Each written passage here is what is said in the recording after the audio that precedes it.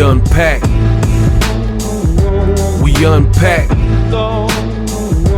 We unpack. Coming to you live. Boxingego Unpacked. Yeah. We unpack. We unpack. We unpack. Coming to you live.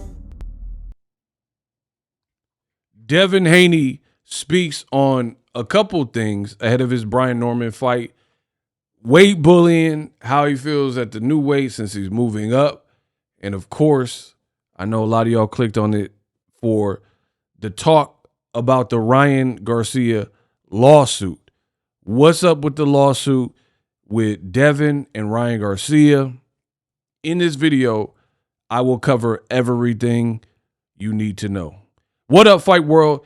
It's your boy Ego, and I'm back with some more boxing. Now, I told you, as we gear up to get to November, one of the fights that I'm really keen on and looking forward to, Devin Haney versus Brian Norman. Title fight, very interesting clash of styles. And I told you, the beauty of what I do is I leave breadcrumbs. And I love being my own boss.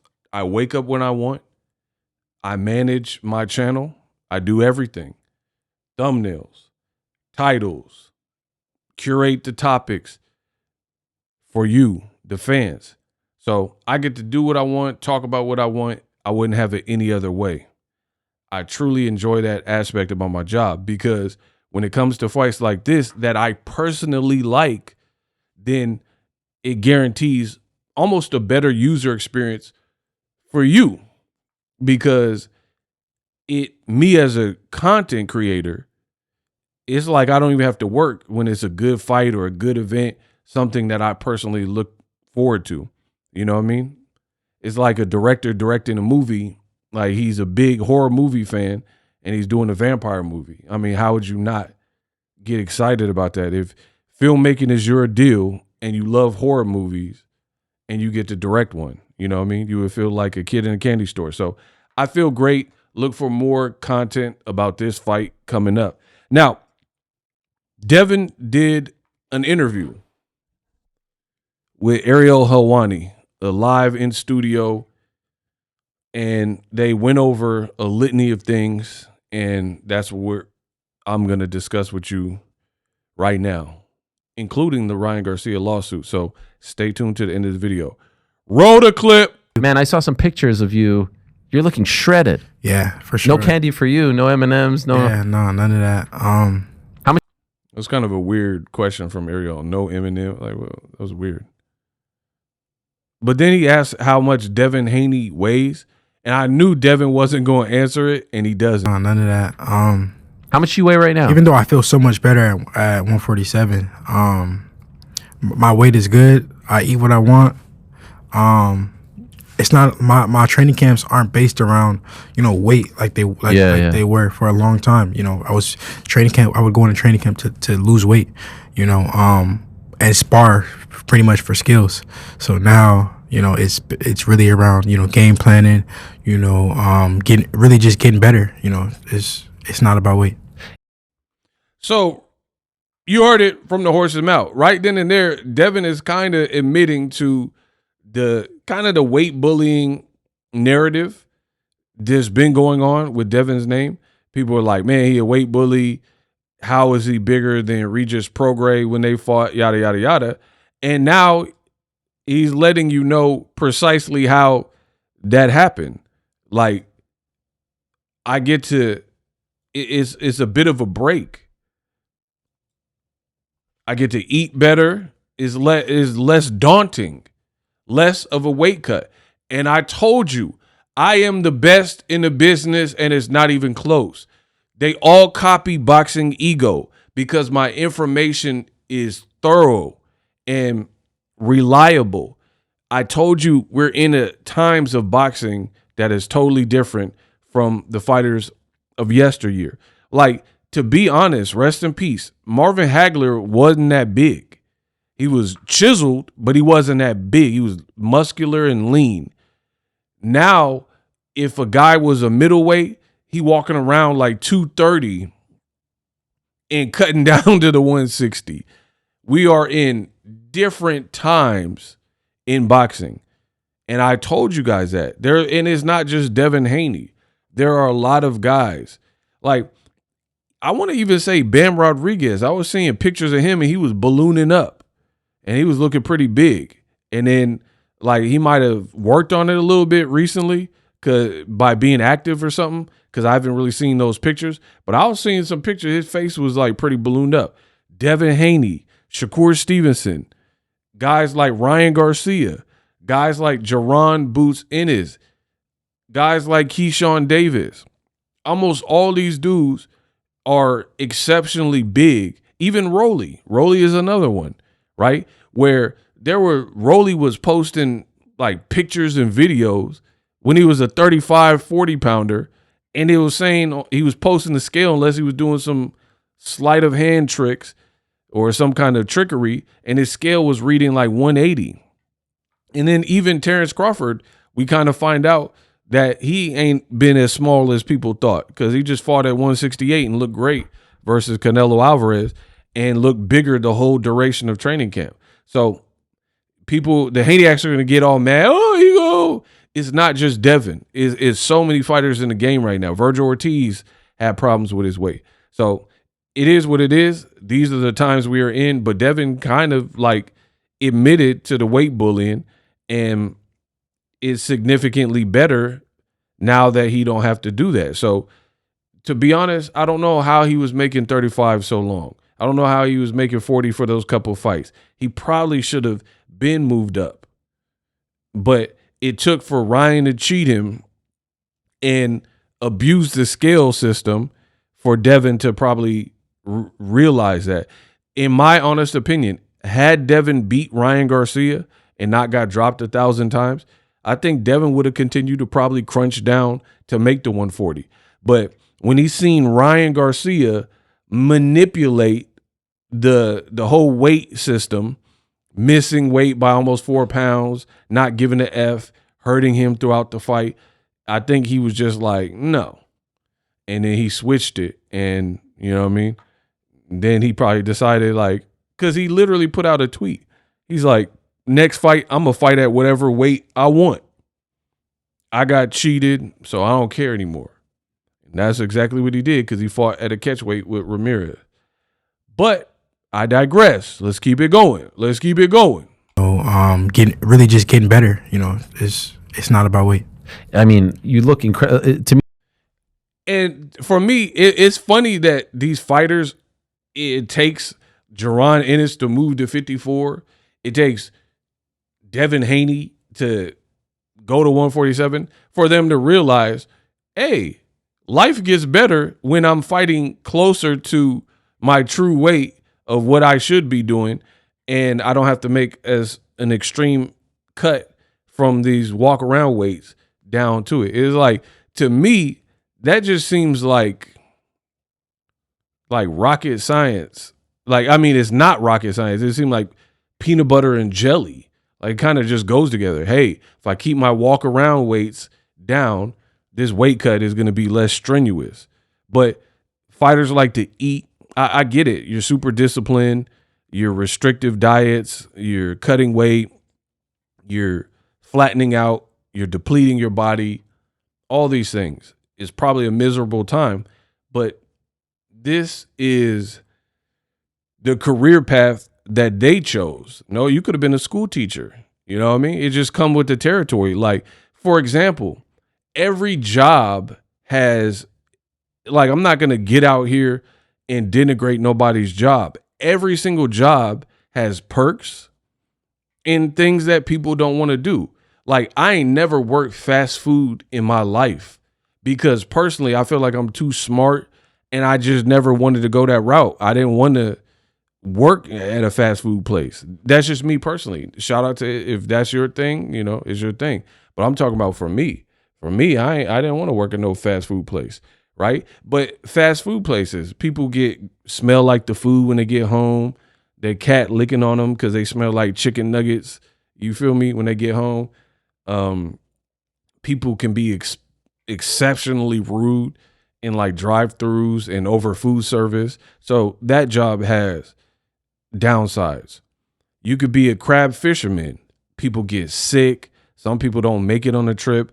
Extreme inclement weather and extreme cold, frigid conditions, right? While you're trying to get crab and seafood and bring it back to the port, right? Boxers, we already know the hard parts of boxing, the dieting, being away from your family. Boxing is the loneliest sport. So these fighters know, what they're getting into. I mean, me as a content creator, people think that, oh, if you're a streamer or a content creator, this ain't real work. I work harder as a content creator than I did for labor jobs that I've had in the past, because this is my own business. It's my baby. Like, if I'm working for a company, I punch in, work really hard, but there's an end point. There's a stopping point, right? Eventually, at some point, I get to punch out. Even if I get double time, overtime, blah, blah, blah, there's a stopping point. With this right here, people are like, oh, get a real job, ego. There is no stopping point. I don't take days off. It don't end. If I took 2 weeks off, who gonna put content on the channel for me? So yeah, every job has certain things. Like, you think I want to make videos all the time? Sometimes I want to watch a movie. Halloween's coming up. I want to watch scary movies. Yeah, I want to watch The Lost Boys. I want to watch Blade. You feel me? So yeah, I mean, these fighters, they be like, oh man, I have to cut weight. I mean, this is the career path you chose. Let's keep It's going. almost like, wow, I wonder how good you would have felt. Like, do you think, man, if I would have done this like 2-3 fights ago, yeah, life would have been a lot easier for me? Yeah, life would have been a lot easier for me. I think that, people said that I'm a weight bully, but see, the weight bully, you are, bro. I only stayed at those small weight classes because it was so much at stake. I was right. I had to defend against Kambosos the second time. I was signed a contract, and then Loma, I signed a contract to do that fight, and then I went up to 140, and I felt all right in the first fight, or my first fight at 140 against Regis. The weight cut, like, it was hard, but it wasn't like extreme. But then for the Ryan fight, it was like extreme. Hey, yo. So the fight where you got mopped up and dropped like a gang of times, now you're going to blame it on the weight cut? Come on, son. Come on. Like, bro, this is the part I don't like about boxing. Every time a named fighter loses or has a bad night, it's like built-in excuses. Canelo walking around holding his elbow, holding his daughter in one hand, got the RoboCop, dead or alive, you're coming with me. Murphy. He got the RoboCop elbow surgery. Lomachenko said his shoulder, he in the sling after the TO fight, walking around with the RoboCop. Everybody got it. Pacquiao. I want to. He was like, before the Floyd Mayweather fight, Pacquiao was like, he's going to fight me. I want. And after the fight, Pacquiao talking about some. I believe my shoulder. I go swimming in the Pacific Ocean to heal my shoulder because it broke in the Floyd fight.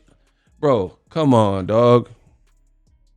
Shout out to Mayweather, bro, because Mayweather 50-0, 20 plus years of excellence. He ain't had to make no excuses, bruh. It just when you win, you don't have to keep making excuses. Now Devin was weight drained, and to be honest, you are a weight bully. He's like, a lot of people call me a weight bully. You are. If you're in your 20s, listen to me. I am the king of boxing talk. If you are in your young 20s, not even 30 years old, and you are weight depleted and weight drained to the point where you near death or can't compete, in your 20s, you're in the wrong weight class and you should have been moved up, because your body's more forgiving the younger you are. So you should be able to get away with a little bit more earlier on. So if you're 25, 26, like Devin was, when he fighting Ryan Garcia, and you a dead man on the scale in your second fight at 140, then you're doing something wrong. So, you know, was it awful? Like, was it to the point where you thought maybe you wouldn't make it? Not that I wouldn't make it. It wasn't that extreme, but it was extreme. I would say the fight where I felt like I wouldn't make it, the second Cambosis fight was super hard. That weight cut. He looked horrible in that. I remember and again, Boxingego, I made video. I said he looked like Thriller. Was bad. The Loma fight was hard. The worst one was the Cambosis, the second Cambosis fight. The aftermath of the Ryan fight. People didn't like the way that was handled. Do you regret any of that? Regret? Like, what do you mean? Bro, he buying time. The question was straightforward. The way the Ryan fight was handled, did you regret anything about that? How you handled it? He said, what do you mean regret? Like, bro, you know what regret mean? Listen again. For the second Cambosis fight. The aftermath of the Ryan fight. People didn't like the way that was handled. Do you regret any of that? Regret? Like, what do you mean? The lawsuit and all that stuff. Yeah. Bro, he thinking about that response with that long sigh. He didn't ask me something that I wasn't prepared for.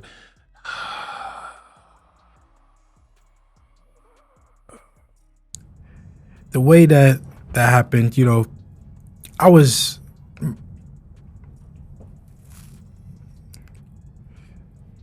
say that my team was, that wasn't something. I'm a fighter, you know. Yeah. I want to get it back in the ring. I want to get it back in blood. And that was my mindset from the start. From the start to the end, you know, I've always wanted to do a rematch. And after the fight, I said that. I said, you know, the better man won tonight. Maybe we do it again in the future. That was immediately after the fight. That's what I said. And then wherever he tested positive for the PEDs, and it was just, you know, it was a fucked up situation, you know, for me and my team, because we got the short end of the stick. You know, it was a guy that cheated, and I was getting all the flack. A lot of, you know, I missed out on a lot of money. I missed out on a lot of opportunities for a guy who cheated me. But I wouldn't have wanted to do it like that, which I didn't end up doing it like that. I didn't go down that route. I didn't go down that route, man. Stop. It's done. I end up, you know, wanting to. I said, listen, let's fight.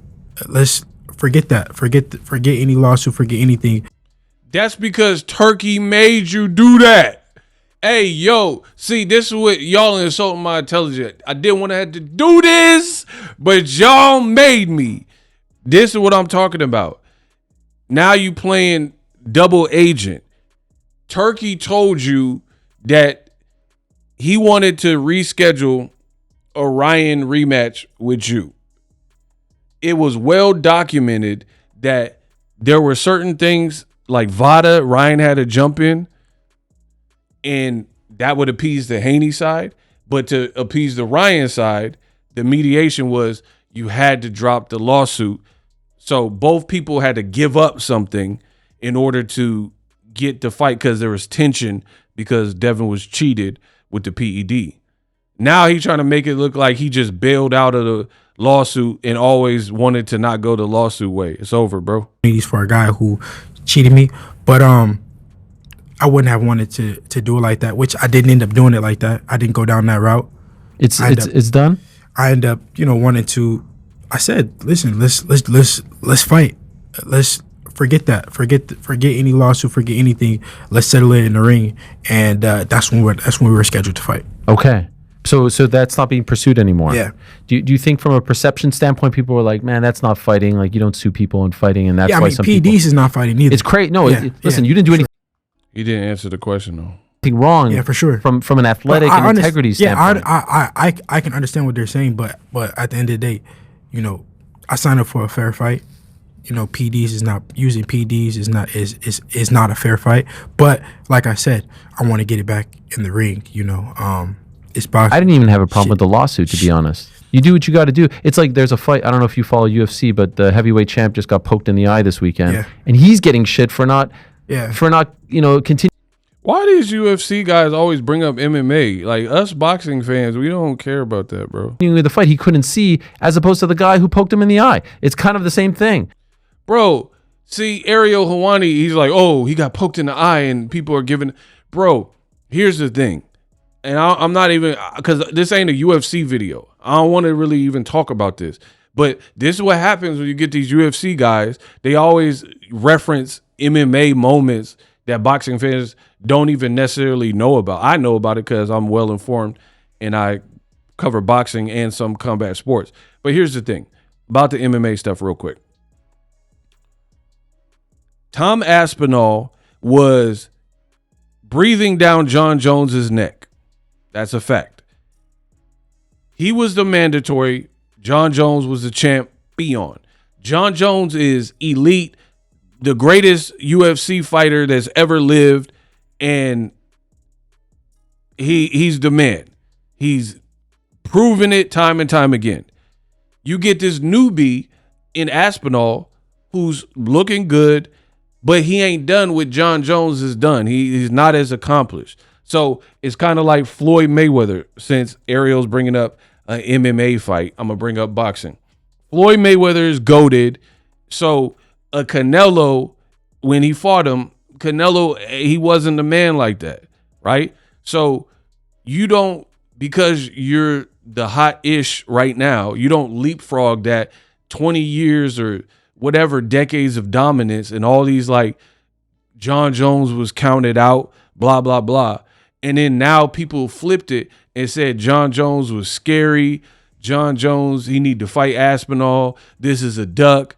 John Jones changed his avatar, his PFP, to a duck, and people were giving John Jones ish, right? So this is not comparable to the Ryan thing. So anywho, that's why when you fought John Jones's leftovers, Cyril Gane, right, who John Jones easily beat, he is beating you throughout the fight, right? Landing more significant strikes than Tom Aspinall, bloodied him up, and then you get poked when your eyes were closed, and you're like, no, Mas, I can't continue, blah, blah, blah. So of course Aspinall is receiving some shtick because he looks like the guy at the first sign of like resistance and the fight not necessarily going your way, after he's been built up as the boogeyman that pushed John Jones into retirement, and then an eye poke, which Dustin Poirier has been poked in the eye. Daniel Cormier has been poked in the eye. The way their gloves are set up in the UFC, eye pokes happen, and they haven't really actively changed the manufacturing of the glove, so it's going to continue to happen. The bottom line is eye pokes are nothing new to the UFC. So it happens. Other people take some time, try to regroup, and most people continue. Tom Aspinall didn't. So that's a horrible example by Ariel Helwani, period. That's why Tom Aspinall is getting from MMA guys, because he wilted. And John Jones actually has an interview where he predicted that, where he was like, I got to see more from Aspinall. We don't really know everything about him. He's like, I looked at one of his earlier losses. He was still an adult, and the way he got submitted, and there was this first sign of pressure or tension on his arm or leg or whatever, he was like, nah, and tapped. So he was like, I'm not really convinced about him. I'm John Jones. I've been doing this at the highest elite level. So there's more to be seen about Aspinall. And then months later, he has the Cyril Gane fight, where it's the main event, and you don't carry on. Dustin Poirier, you don't think he would like carry on? Justin Gaethje, Max Holloway, you think they're not fighting because of an eye poke? So again, I don't even want to talk about MMA right now, but that was not a good correlation. The perpetrator, if you will, gets off, and it's the dude who actually had something inflicted upon him that gets all the heat.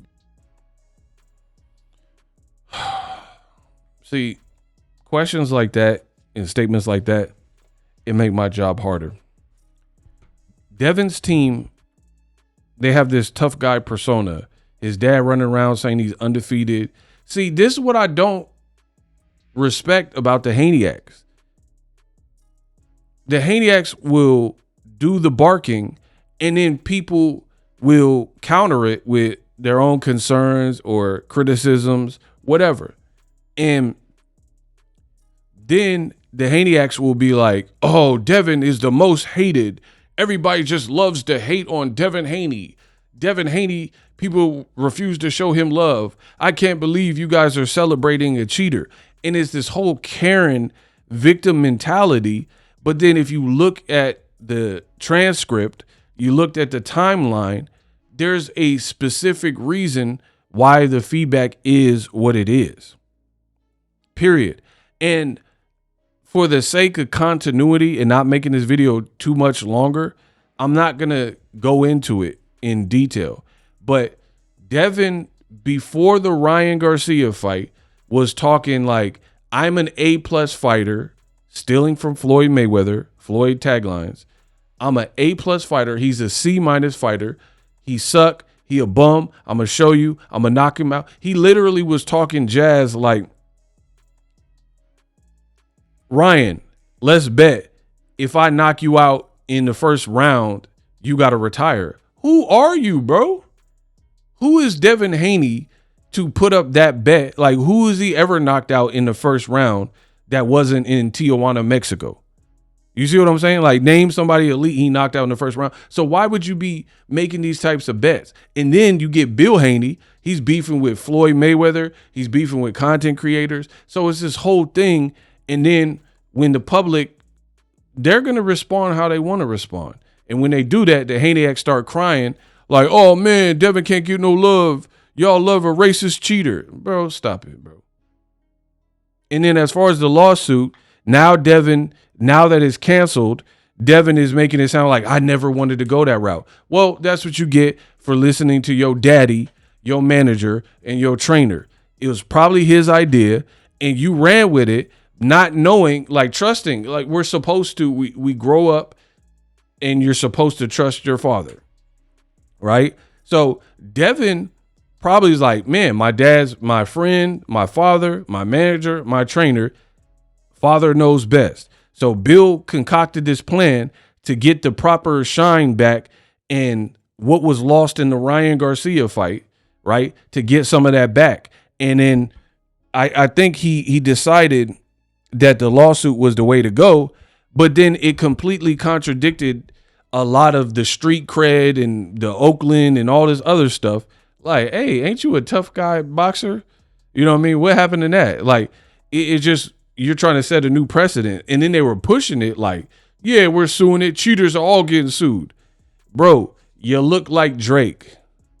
Y'all better not come to my studio with no fake ish, right?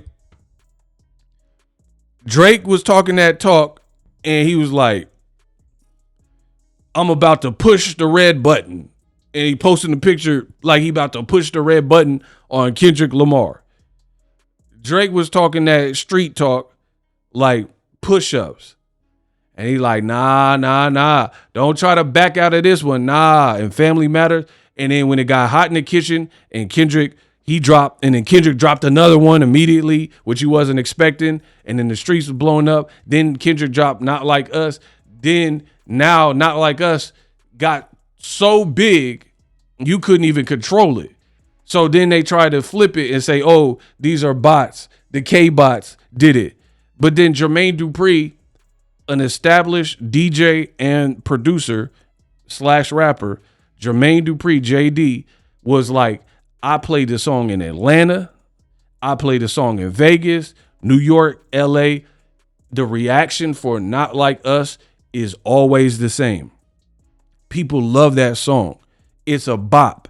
It's a hit. And we're talking about a dude who worked with SWV, who worked on the Confessions album, who worked with prime Mariah Carey. Me and Mariah go back like babies with pacifier, right? Mariah Carey in her prime. So he has a musical ear. Da Brat. So functify. Criss Cross, right? Bow Wow. Like he got a musical ear. You know, I got the musical ear. You know, I know my music. So the reality is Jermaine Dupri, who we know is a respected musical ear for several years in this game, decades, right? He's telling you Not Like Us is a bop. This ain't no bots. People just love the song. And then Drake sued his record label, UMG, and then just lost. And now he doing an appeal. This is Devin Haney, the same move. So the streets are going to react the same way they looking at Drake right now. Like, hold on. The dude that said, nah, don't back out of this. Push-ups. Tailor-made freestyle. Family Matters. And was talking Heart Part 6, right? Was talking grimy. He's now suing, and he's suing his own record label. How's that going to work out, bro? Same thing with Devin Haney. And then now y'all trying to act like victims. I told you, I got to be the greatest that's ever lived in boxing in the digital space.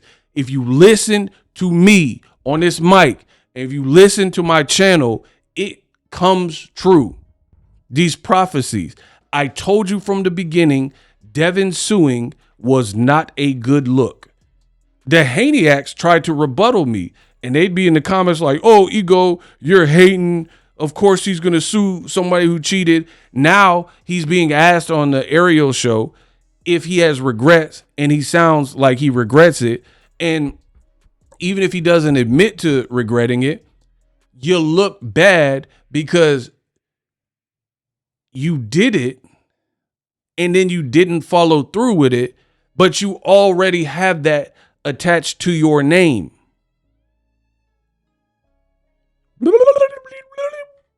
I got to TiVo this. We going to rewind. You did it. It happened. We saw it. Now you got to live with that. And you got that attached to your name.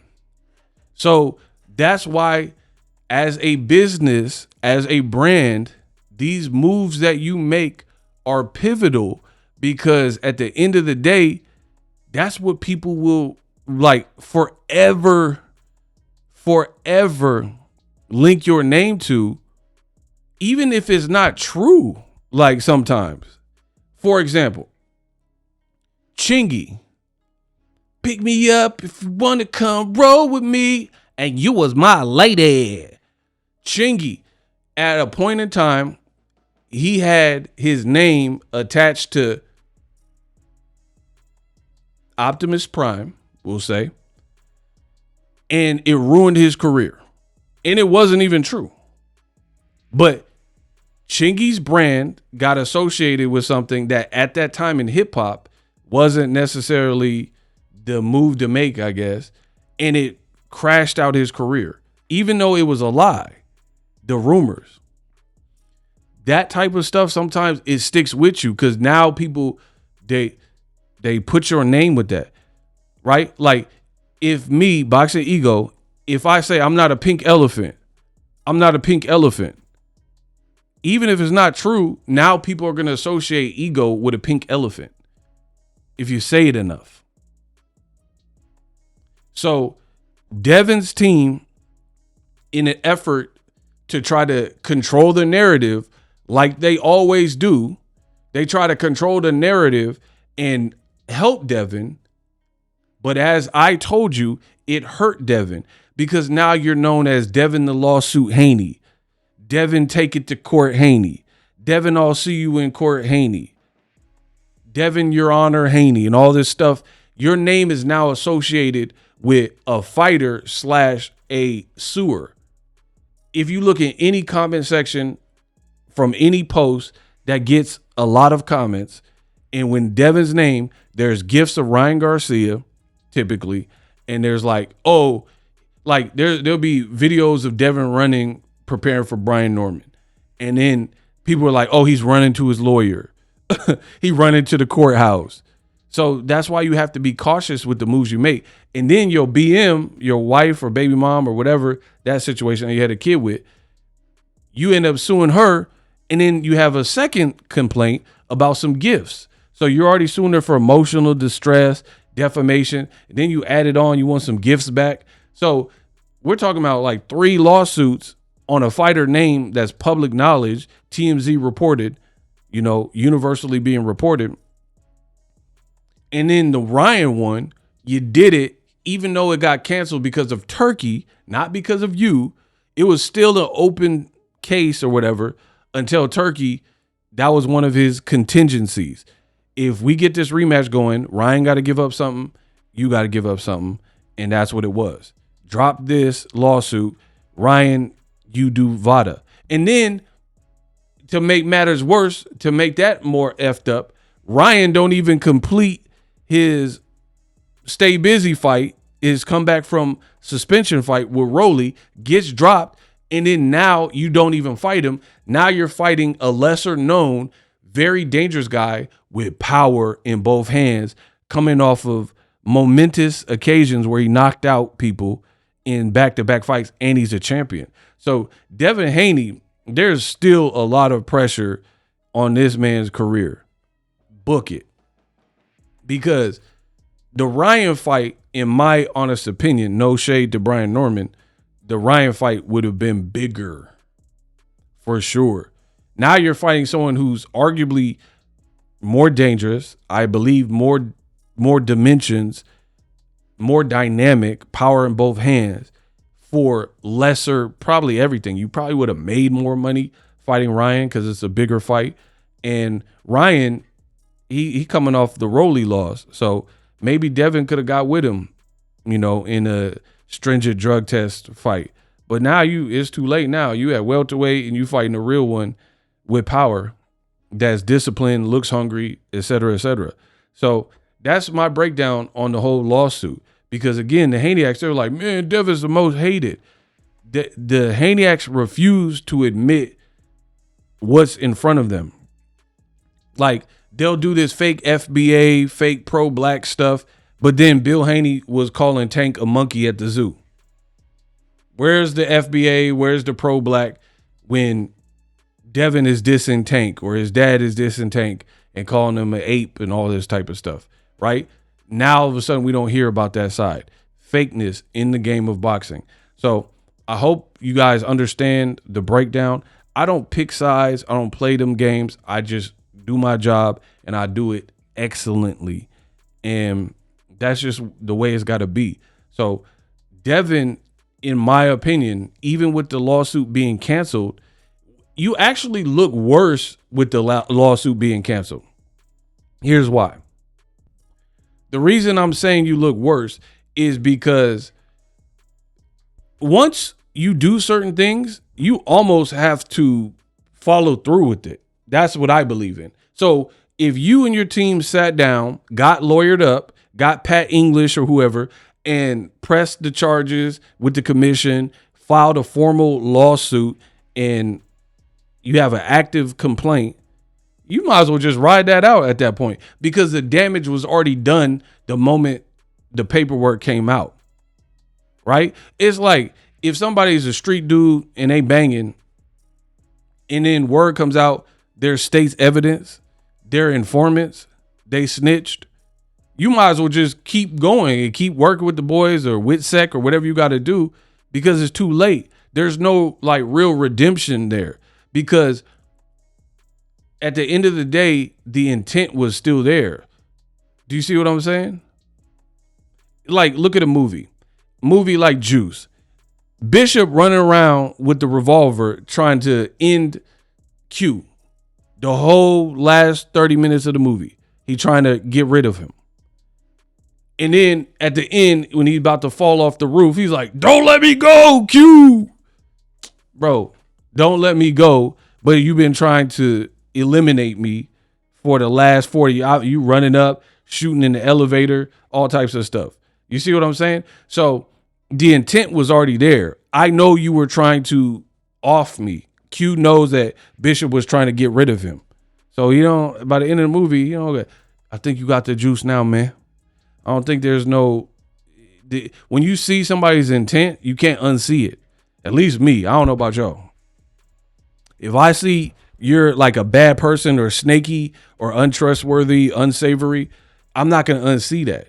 So the world already seen when the going got tough and there was criticism and there was damage to your brand, you and your team made it worse by filing a public lawsuit, which there's really no precedence for. There's people who have unalived people in the sport of boxing, unalived them. I don't even know if the family members sued the fighter that did it, like Kovalev. I don't think he got sued. Emil Griffin, I don't know if he got sued. These people claimed other people's life in combat. You know what I mean? So for you to, even though Ryan popped dirty, like Devin keeps saying the same thing. He's like, I wanted my get back. You should have just did that, bro. Put Ryan on stringent drug testing and push for the rematch. The lawsuit, it becomes like, you got to understand the court of law.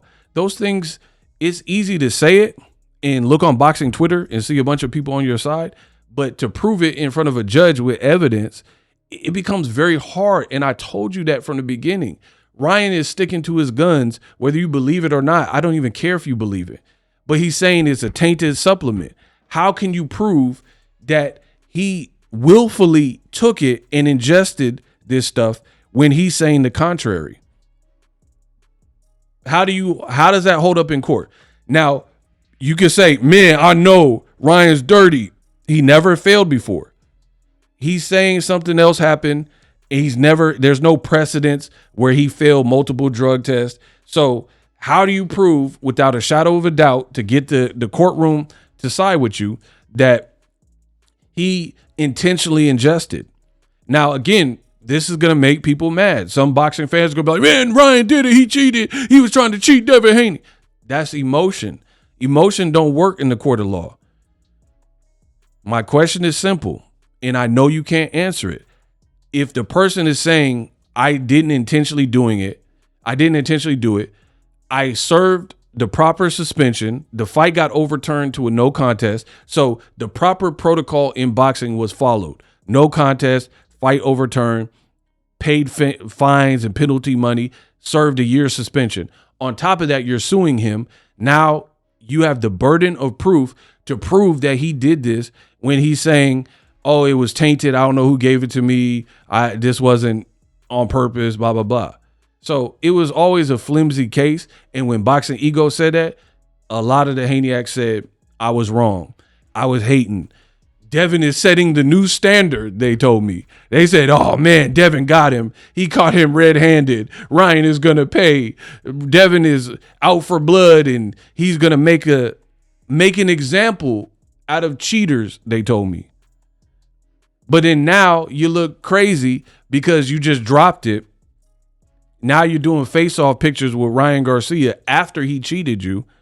And maybe y'all fight in the future, maybe you don't. So my thing is this. The intent was there. You already got the lawsuit stuff attached to your name. That's probably not going away anytime soon. So that's what I'm saying. You should have followed it through. Once you made the decision to sue him, you might as well just seen it through and try to get some money out the situation. You just told Ariel that you lost money on the deal and Ryan is cheating you and is unfair. So that, as a man, I believe a man got to be congruent. If you make certain decisions, you got to ride that one out. Devin didn't do that.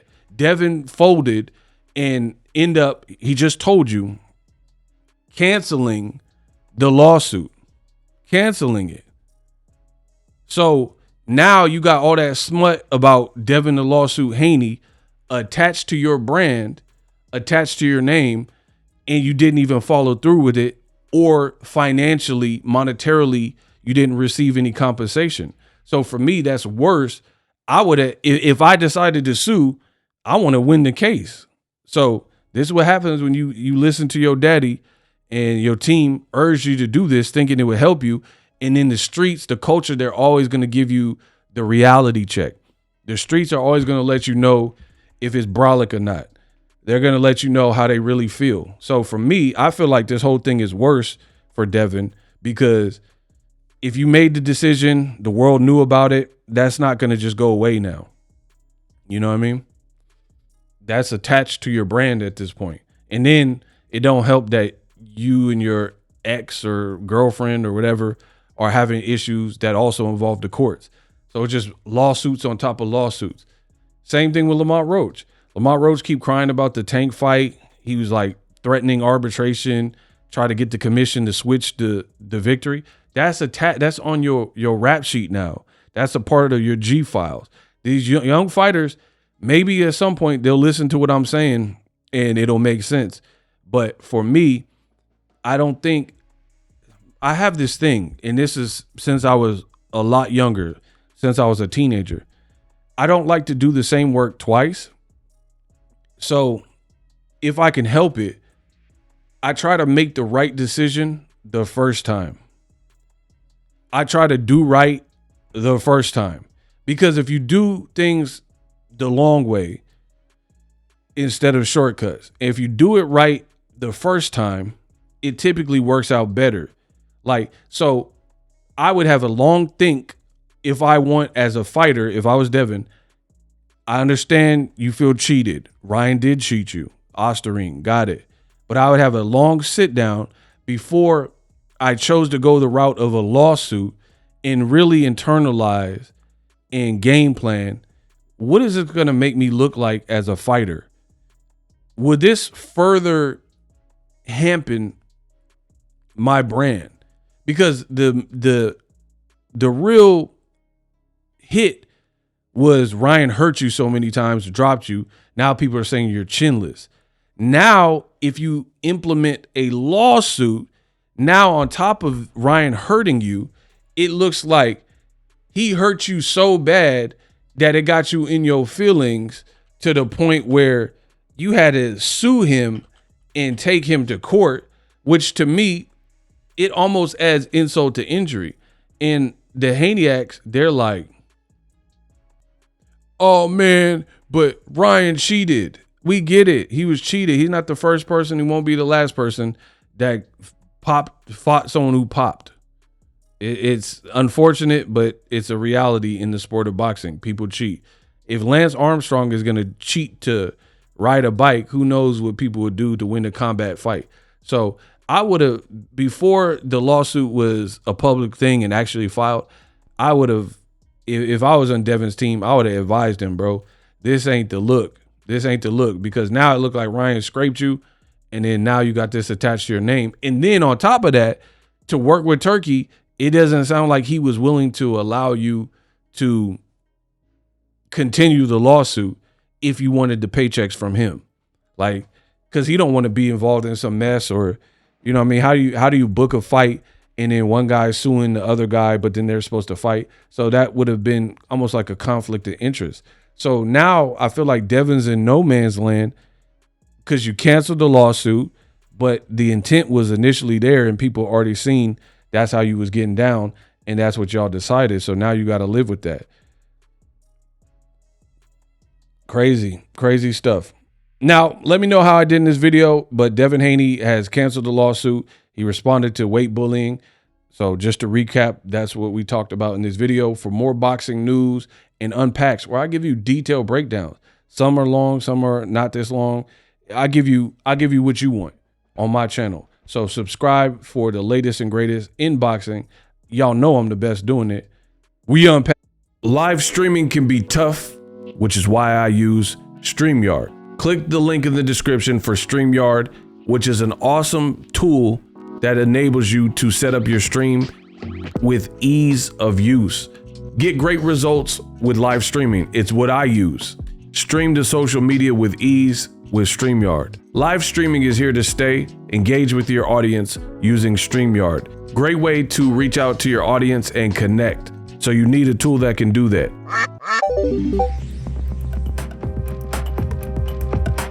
If you're new to YouTube and you're struggling to get views, one tool I can provide to you is TubeBuddy. I've been on YouTube over 10 years. I use TubeBuddy daily to crank out videos just like this one that you're watching. Learn how the pros do it with TubeBuddy. YouTube receives a lot of traffic, which also means a lot of creators, a lot of people putting out content. So you need to learn the ropes so you know how to separate yourself, especially if you're new. But even if you're a pro, use TubeBuddy. The link is in the description. Get more views, more subscribers, and a higher click-through rate, so ultimately you can realize all of your online goals. Use my affiliate link in the description and grow your channel fast.